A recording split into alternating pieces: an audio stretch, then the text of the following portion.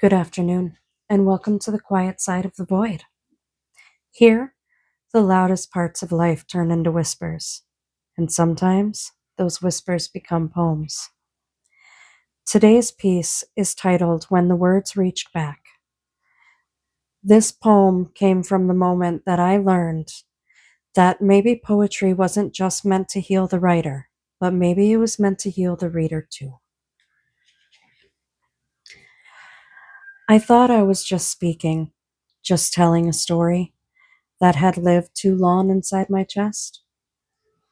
I thought I was releasing it, letting it go, like breath I had held for years. But something happened in that room. The silence wasn't empty, it was full of listening, of feeling, of hearts opening without a sound. I saw it in tear filled eyes, in still hands, in the way the air itself seemed to pause and hold the weight of what I had carried. And for the first time, I understood my words were never just mine. They were bridges, they were echoes, they were pieces of something shared between souls that didn't have language for their own pain. I heard it later in quiet voices, in trembling thank yous, in the way people looked at me like I had handed them something they didn't know they needed.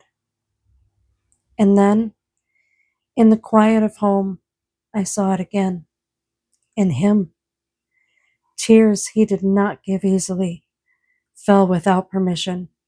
And in that moment, I knew this reaches deeper than I ever intended. Because the truth, when spoken honestly, does not ask for permission to be felt. It simply arrives.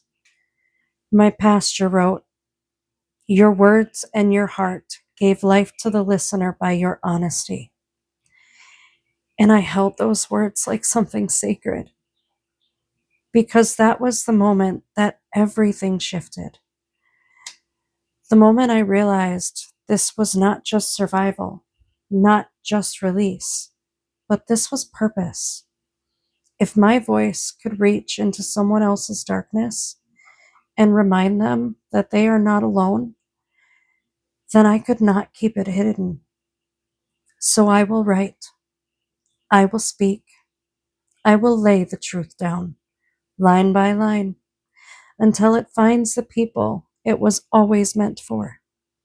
Because healing is not quiet, it moves from one heart to another.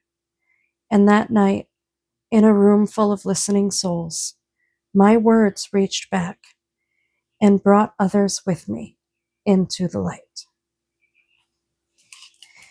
If you enjoy this poem or it resonated with you in some way, you can find more like this in my book, Surfing the Waves of Life, a poetry memoir, written from true emotion, feelings, and life experiences. You can find the link to my book in my bio. Thank you for taking the time to listen to my poetry this afternoon. And until the next wave.